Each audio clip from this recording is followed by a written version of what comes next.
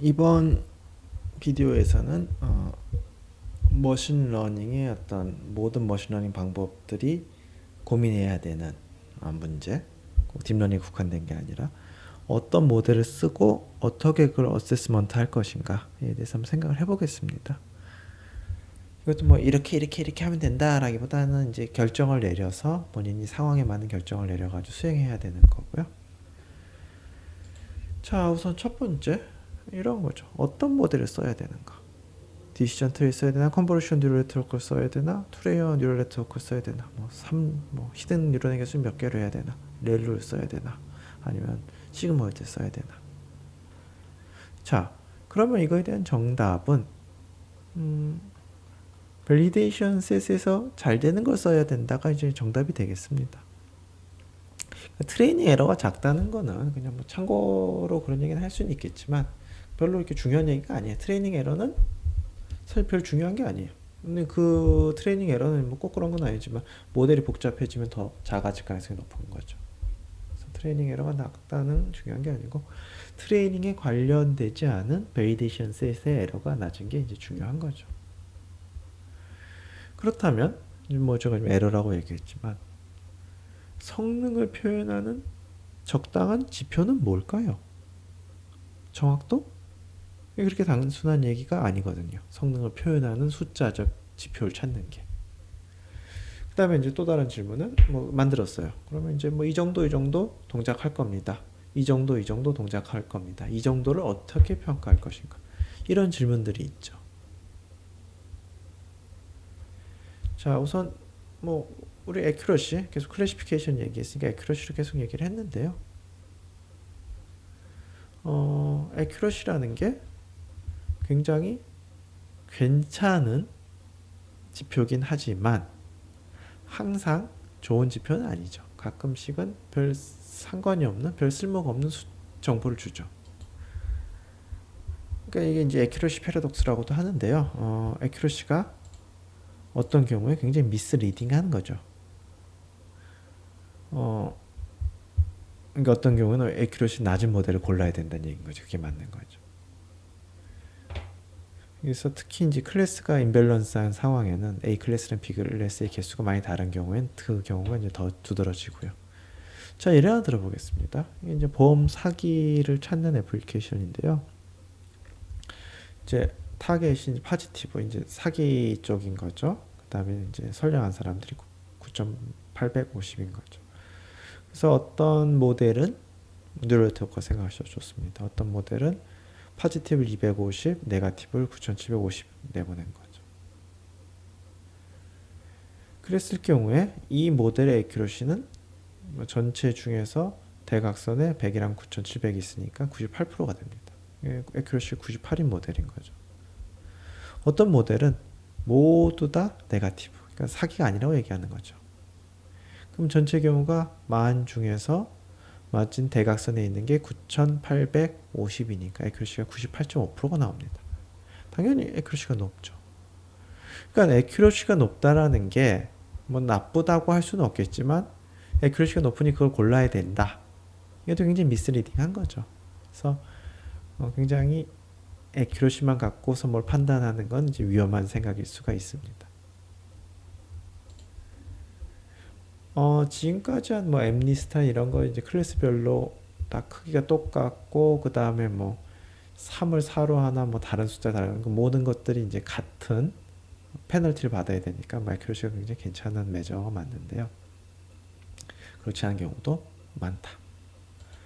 그래서 이제 컴퓨전 매트릭스 같은 거 이제 한번 이제 보셔야 되는데요. 타겟이 이렇게 있고 모델이 이렇게 있을 때 요 네 개의 숫자들을 적어 보는 거죠. 그랬을 때 애큐러시는 이 네 개의 숫자가 분모에 가고 분자인 A 더하기 D가 간 게 이제 애큐러시죠. 이제 중요한 단어가 나오는데 프리시전, 센시티비티 리콜이랑 똑같은 거죠. 스피시피시티 이게 나오는데요. 프리시전은 이렇게 정의가 되는 거죠. 뭐냐 하면 모델이 파지티브다. 파지티브라는 게 이제 뭐 양성이다. 이게 이제 병 같은 경우는 병에 걸려 있다. 라는 얘기인 거고 뭐 문제가 있는 경우죠. 그래서 이제 이 모델이 그렇게 얘기를 했으면 A 더하기 B개가 문제가 있다고 얘기했는데 그 중에 A개가 문제가 있으면 이게 이제 프리시전인 거죠. 프리시전. 반면에 리콜은 뭐냐면 센서티비티 리콜 이건 뭐냐 하면 파지티브가 A 더하기 C개가 있는 거죠. 전체. 그 중에서 내가 A개를 찾아낸 거죠. 그러니까 환자가 A 더하기 C명이 있는데 이제 치료를 받아야 할 사람이 그 중에 A명을 리콜한 거죠. 센서티비티. 그러니까 이 센서티비티가 높다는 얘기는 뭐 다 찾아낸 거죠. 다 찾아내야 센서티비티가 높은 거죠. 스페시피시티는 네거티브가 이만큼 있는데 그러니까 건강한 사람들을 보고서 얼만큼 건강하다고 하냐. 이게 스페시피시티인 거죠. 그러니까 딱 정해진 데만 반응하고 건강한 사람들 반응하지 않냐. 이제 이게 좋은 거죠. 그래서 요렇게 이제 여기에 나오는 단어들이 accuracy, precision, recall, sensitivity, specificity 이제 이게 이제 막 이제 성능에 대해서 얘기하고 이럴 때 이제 자주 나오는 단어들이죠. 그리고 이 단어가 처음에는 굉장히 헷갈려요. 그래서 이제 그걸 이제 자꾸 익숙해지고 자꾸 쓰시고 이제 자꾸 생각하시다 보면 좀 덜 헷갈리는데요. 자, 예를 들어 보겠습니다. 타겟이 정답이 파지티브 15, 그 다음에 네거티브가 86이고 모델이 파지티브를 50개 냈고 네거티브를 50개 냈네요. 모델이. 이랬을 때 에큐러시는 100분의 대각선에 있는 55%가 에큐러시가 되겠죠.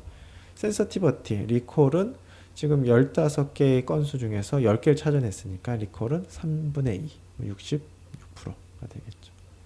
스페시피시티는 지금 85개 중에서 정상적 85명 중에서 45명인 거죠. 그러니까 막 50% 정도 되는 거고. 프리시전은 이 모델이 50개가 문제가 있다고 했는데 실제로 10개가 문제가 있으니까 20%가 되는 거죠.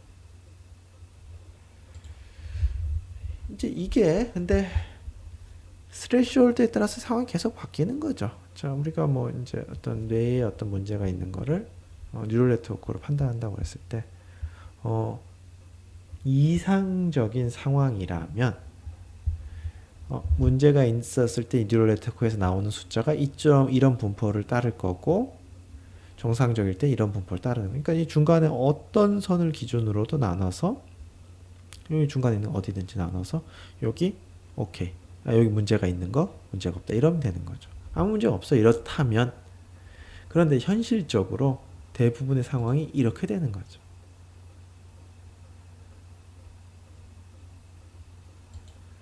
자, 요걸 기준으로 경계를 나눈다 그러면 이쪽이 이제 경고를 울리는 거예요. 요쪽이 경고를 울리는 거예요. 이쪽이 아픈 사람 보고 아프다고 하는 거죠. 좋은 거예요. 이쪽은 건강한 사람 보고 건강하다. 트루 네거티브인 거죠. 트루 포지티브. 이쪽이 어떤 경우죠? 실제로는 문제가 없는데 지금 문제가 있다고 얘기하는 거죠. 예, 폴스 포지티브. 그러니까 펄스 알람. 그러니까 알람이 잘못 온 거죠. 울린 거죠. 울리면 안 되는데 요만큼. 폴스 포지티브인 거고요. 요쪽이 문제가 있는 사람을 문제가 없다라고 해서 퇴원시키는 거죠. 이게 미싱. 펄스 네거티브. 이게 타입 2 에러인 거죠. 이제 이 두 개가 동일하지가 않아요. 하나는 얘가 아주 심각한 문제가 있을 수가 있는 거, 어떨 땐 얘가 심각한 문제가 있는 거죠. 그러니까 이게 어느 기준이 돼야 되느냐, 이게 또 명확하지가 않아요. 그러니까 이게 상황마다 달라요. 그리고 어느 게 뭐 좋은 거냐, 이것도 상황마다 다르고요. 여러분이 그거 상황 판단을 하셔야 되는 거죠. 뭐 아주 단순한 방법은 얘는 벌점 얼마, 얘는 벌점 얼마 이렇게 하면 이제 스레시홀드 뭐 정할 방법이 나오겠죠. 그러니까 이건 정량화 시킨다면. 그래서 한번 생각을 해보시면, 자, 지금 얘가 이제 파지티브의 디스트리뷰션이고 이게 네거티브의 디스트리뷰. 그러니까 이게 이제 네거티브 그러면 이제 멀쩡한 사람들인 거죠. 이렇게 잡게 되면, 자, 요게 문제가 있는 사람을 문제가 있다고 얘기하는 거죠. 요만큼이 문제가 없는 사람을 문제가 없다고 얘기하는 거고요.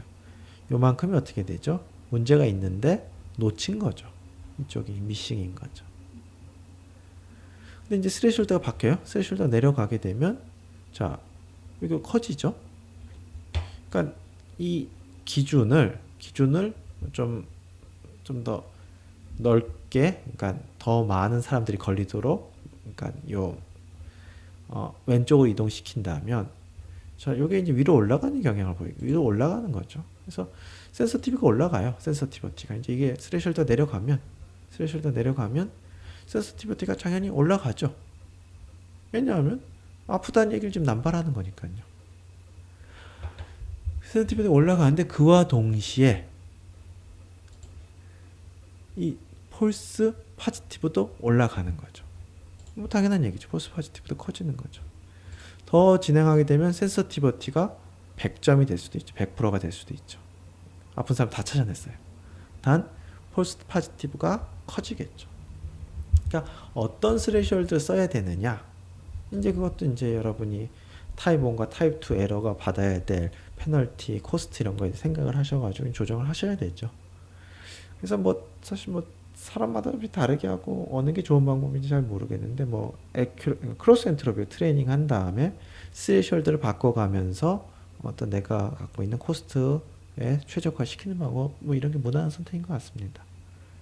이거를 목적 함수로 이걸 둬가지고 하는 것도 한 가지 방법일 것 같은데, 그러면 트레이닝이 좀 쉽지 않을 것 같고, 뭐 불가능하진 않지만, 에큐러시로 트레이닝 한 다음에, 크로스 엔트로피 정확히 말하면 크로스 엔트로피 트레이닝 한 다음에 스레시홀드 조정해서 스레시홀드를 조정해서 내가 생각하는 코스트에 대해서 최적화되도록 찾는다. 그 다음에 이제 다른 사람한테 보여줄 때 이제 이런 ROC 커브를 그려서 보여주는 게 좋죠. ROC는 Receiver Operating Characteristic. 그러니까 이 스레시홀드에 따라서 성질이 좀 바뀔 거잖아요. 그래서 이쪽은 센서티비티, 리콜이고 이쪽은 1빼기 스페시피시티를 이제 X축으로 하는 거죠. 그렇게 되면 이제 항상 이렇게 컨벡스한 그림이 나오는데요. 물론 이제 그려보시면 좀 삐뚤삐뚤할 수는 있지만 이론적으로 컨벡스한 걸 얻을 수가 있어요. 왜냐하면 이 컨벡스하지 않으면 자, 이렇게 돼 있다면, 컨벡스하지 않는다면 이거와 이거를 랜덤하게, 그러니까 이거를 요 오퍼레이팅 포인트에서 동작시킨 결과, 요 오퍼레이팅 포인트에 동작시킨 결과를 랜덤하게 골라 씀으로써 요거를 쓰는 거지. 그러니까 요걸 안 쓰고. 그래서 실제로 여러분이 여러 스레시홀드에 대해서 그려보면 좀 울퉁불퉁할 수는 있는데요. 이론적으로 ROC 커브는 저렇게 컨벡스하게 나오게 됩니다. 그래서 이렇게 ROC 커브를 그려보면 성능을 눈으로 보는데 이제 도움이 되죠. 그냥 에큐러시가 얼마다. 이게 사실은 이게 뭔가 이렇게 특히 디텍션, 상황을 검출하는 문제에 대해서는 별로 인사이트를 못 주는데, 이제 ROC 커브를 그리면 좀 낫죠. 그래서 다시 보면 요 y축은 자 이렇게 되는 거죠. y축은 트루 포지티브 레이트, 리콜 센서티비티 이렇게 되는 거죠. y축은 폴스 포지티브 레이트 이렇게 되는데요.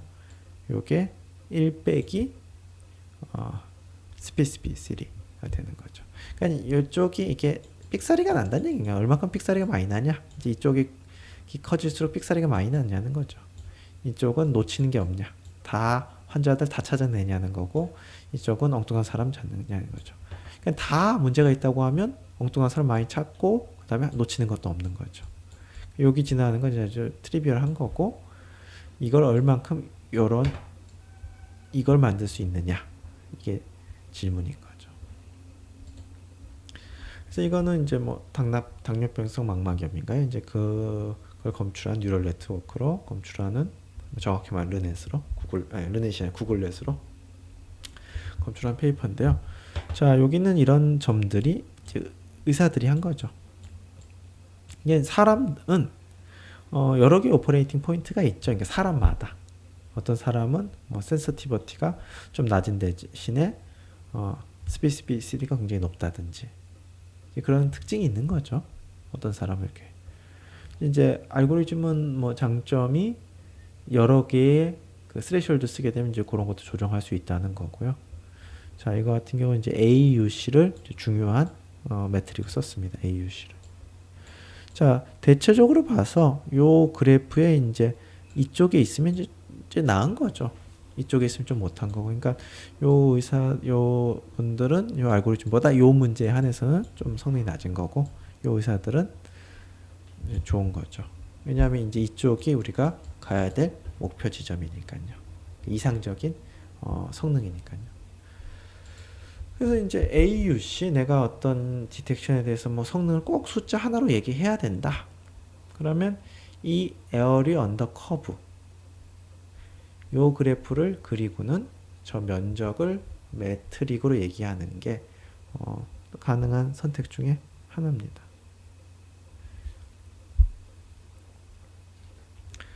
그 다음에 뭐 진위계수, 이것도 뭐 진위계수는 AUC랑 상관이 있는 건데요. 어떤 거냐면 진위계수는 요 면적 곱하기 2인 거죠. 얘가 이제 최대 0.5가 되는 거니까요. 그래서 진위계수는 1이 제일 좋은 거죠. 경제에서 얘기한 진위계수는 뭐 높다고 좋은 건 아니겠지만 여기서는 이제 진위계수가 높을수록 좋은 거죠. 그 다음에 이제 프리시전 리콜 커브인데요. 뭐 Y축은 프리시전으로 X축은 리콜로 해서 그리는 거죠. 그래서 뭐 얘는 꼭 컨벡스일 필요가 없어요. 뭐 그냥 이렇게 될 수 있는데요. 프리시전은 모델이 파지티브 얘기한 것 중에서 실제 파지티브의 비율, 이게 프리시전인 거고요. 리콜은 원래 알던 용어죠. 실제 파지티브 중에서 좀 표현이 잘못됐네요. 파지티브, 네거티브가 돼야 되겠네요. 일단 파지티브 중에서 몇 개를 찾아냈냐 이건 거죠. 이렇게 그리는 거고요. 프리시전 리콜 커브도 많이 쓰죠. 프리시전 리콜 커브 같은 경우는 한번 비교를 해볼까요? 이게 이제 아마 페이스 디텍션 문제인 것 같은데요. 페이스 디텍션 문제에 대해서 폴스 파지티브 레이트, 그 다음에 이제 여기 이제 ROC인데요. 자, 영상이 하나 있어요.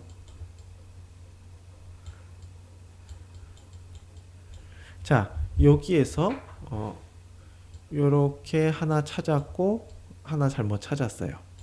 그러면 폴스 파지티브 레이트가 얼마면 될까요?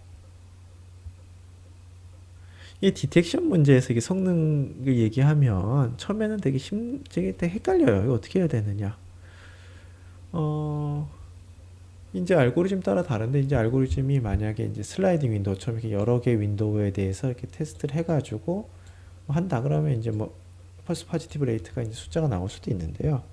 나오더라도 뭐 굉장히 작은 숫자가 나와야 되고 뭔가 이제 그래프가 이제 보기가 이렇게 쉽지가 않죠.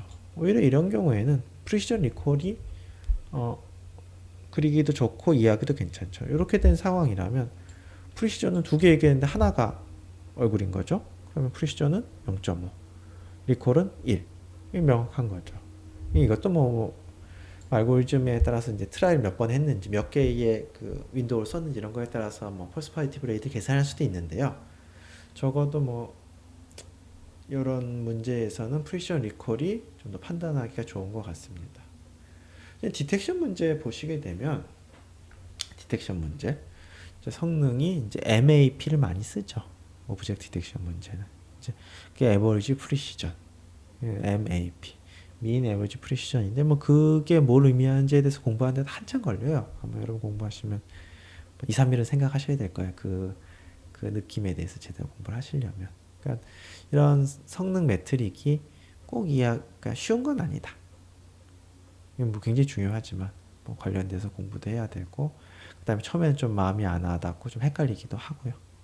그런 부분이 있습니다. 그 다음에 이제 성능 평가를 해야 되는데요. 성능 평가. 자, 데이터를 모은 다음에 성능 어떻게 평가할 것인가?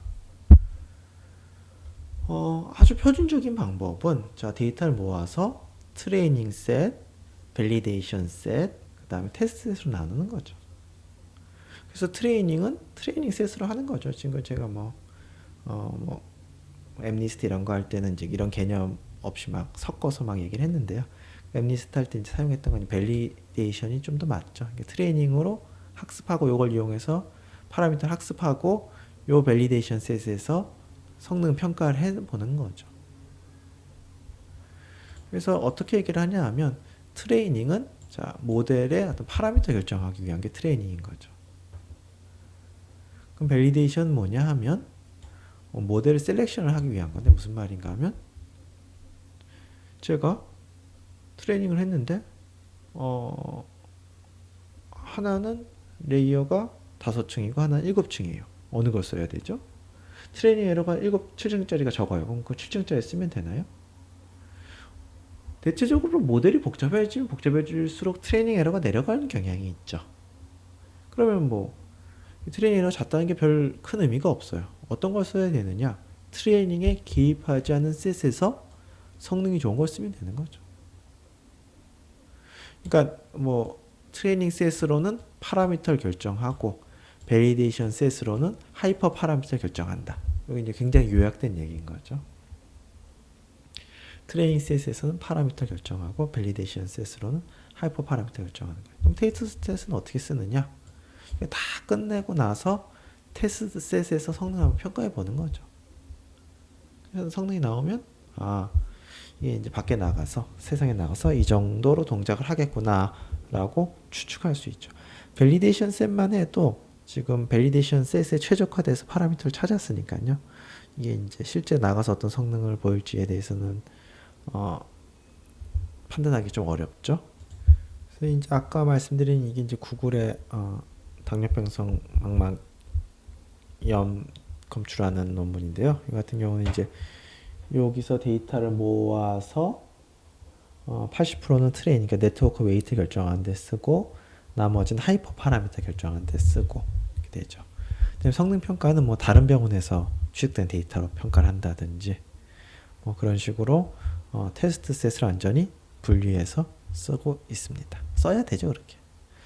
그럼 이 방법이 뭐 가장 이상적인데 이 방법의 문제점은 데이터가 이제 적은데 이제 밸리데이션 셋으로 이렇게 빼놓고 밸리데이션 셋의 비율이 좀 되고 이제 이런 게 문제인 거죠. 그러니까 좀 아까운 거죠, 데이터가 굉장히 비싼데. 그래서 뭐 이제 테스트 셋은 따로 떼어 놓더라도 밸리데이션 어떻게 할지에 대해서 이제 몇 가지 방법이 있는데 이제 뭐 많이 쓰는 게 K-폴드 크로스 밸리데이션인데요. 뭐 아이디어는 간단합니다. 데이터가 있으면 요렇게 K가 7인 경우인데 이쪽을 트레이닝에 쓰고 여기서 평가를 하는 거죠. 그 다음에 요거를 트레이닝에 쓰고 여기서 평가를 하고 여기서 트레이닝에 쓰고 평가를 하고 이렇게 해서 평균을 내면 트레이닝 할 때 밸리데이션 셋을 좀 적게 떼놔도 되는 거죠. 그래서 뭐 데이터가 좀 아까워 좀 이렇게 좀 부족해서 좀 아쉽다. 그럴 때는 크로스 밸리데이션을 사용합니다. 그 다음에 좀 더 극단적인 경우인데 데이터가 너무 이제 없는 거죠. 너무 없는 경우에는 크로스 밸리데이션의 K-폴드 크로스 밸리데이션의 이제 극단적인 형태인 거죠. 극단적인 형태. 하나만 빼놓고 나머지는 다 트레이닝에 쓰고 여기서 성능 평가를 하는 거죠. 그렇게 하나씩 빼놓고 하는 거죠. 뭐 굉장히 계산이 많이 들겠죠. 뭐 데이터가 적을 때 하는 방법이니까요.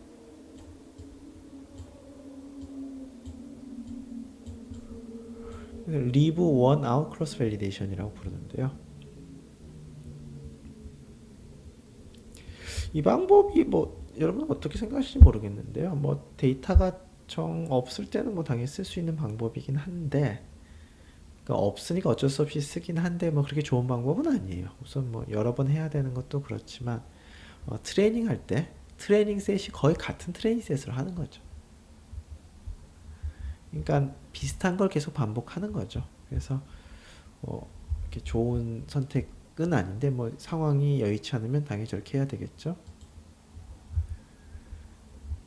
그래서 밸리데이션 셋을 쓰는 방법 이렇게 따로 떼놓고 이게 제일 좋긴 한데 뭐 좀 데이터가 너무 부족하다 싶을 경우에는 뭐 Cape 홀드 크로스 밸리데이션이나 LOCV 이런 걸 쓸 수 있겠죠. 또 다른 방법으로는 이제 부트스트래핑이라는 게 있는데요. 이거 굉장히 재밌는 생각이죠. 이런 책 제목이 있고 이제 이 사람 책에 보면 이렇게 이제 늪이겠죠. 늪에 빠졌는데 자기 머리를 자기가 당겨 들어서 이렇게 탈출했다. 뭐 이런 이야기가 있어요. 뭐 제 웃기라고 하는 얘기죠. 그러니까 이것처럼 이제 부트스트랩, 그러니까 이거랑 상관된 신발에 있는 게 이제 부트스트랩이죠. 그래서 어떤 판본을 보면 머리가 아니라 이 부트스트랩을 당겨서 나왔다는 판본도 있어서 거기서 시작된 말로 보이는데요. 이제 컴퓨터 부팅, 이런 부팅, 부트스트래핑, 이게 이제 뭔가 없는 상황에 뭔가 이렇게 약간 자가 발전하는 느낌으로 무엇을 하는 때 쓰는 표현이죠. 부트스트래핑. 그래서 어떻게 하는 거냐? 좀 뭐 웃기실 수도 있는데요. 원래 데이터가 n개면 n개 데이터를 갖고서 n개짜리 데이터, n개짜리 데이터, n개짜리 데이터를 만드는 거죠. 아니 이게 말이 되냐? 어떻게 만드냐 하면요. 여기서 랜덤하게 하나 뽑는 거죠. 또 랜덤하게 뽑고, 또 랜덤하게 뽑고, 또 랜덤하게 뽑고. n개짜리 만드는 거죠. 근데 이 과정을 잘 생각해 보시면 예를 들어서 어떤 원소 하나가 있다고 그러면 이 원소 하나가 뽑히지 않을 확률은 요건 거죠. 근데 n번 안 뽑혀야 자기 안 뽑히는 거잖아요. 그러니까 이게 뭐 100, 200 정도 오더만 돼도 36.8%는 여기에 안 뽑히는 거죠. 그러니까 얘로 트레이닝하고 안 뽑힌 애들로 밸리데이션을 하는 거죠. 이런 식으로 하게 되면 제가 이걸 계속 무한히 만들 수가 있겠죠. 이런 식으로 진행을 하기도 하고요. 그래서 이제 샘플을 모아서 이런 것들을 엄청 만드는 거죠. 그래서 여기서 트레이닝해서 여기서 밸리데이션 하고 여기서 트레이닝해서 여기 밸리데이션 하고 여기서 트레이닝해서 밸리데이션 하고. 그러니까 뭐 정답 방법이 있고 꼭 이렇게 해야 된다라기보다는 난 이 방법을 썼다 이렇게 얘기하시면 되겠죠.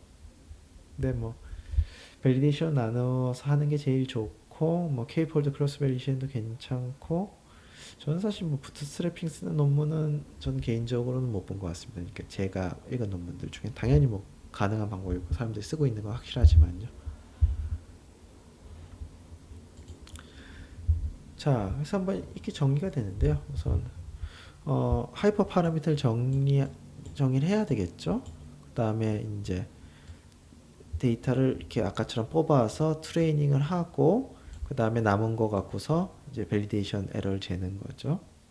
이 방법을 계속 반복하는 거죠. 그래서 지금 여러 가지를 해보고 나서 최선의 파라미터를 찾는 거죠. 최선의 파라미터를 찾는 거죠. 그러니까 여러 옵션들에 대해서 이걸 자꾸 트레이닝 해보는 거죠. 여러 옵션들에 대해서, 그러니까 여러 튜닝 파라미터에 대해서 여러 차례 수행한 다음에 얘를 갖고서 좋은 파라미터를 결정하는 거죠. 그 다음에 다 뭉쳐서 그 파라미터로 트레이닝을 하는 거죠. 다음 테스트 셋에 대해 평가하는 건 따로 해야 되겠지만 지금 모델 파라미터와 하이퍼 파라미터 결정하는 방법에 대해서 말씀을 드리고 있습니다. 뭐 이렇게 진행하면 무난한 선택이 되겠죠. 물론 테스트 셋에 대해서 평가를 해보긴 해야 됩니다.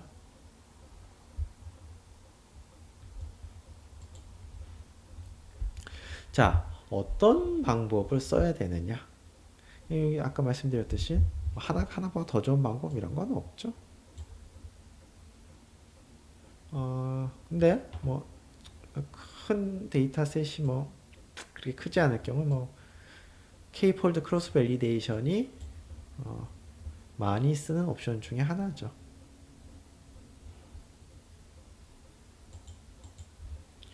그래서 이제 여러분이 뭐 상황에 맞춰서 쓰신 다음에 맞게 쓰신다면 이제 어떤 방법 썼는지에 대해서 명확하게만 얘기해 주신다면 쓰셔도 되죠, 여러 방법을.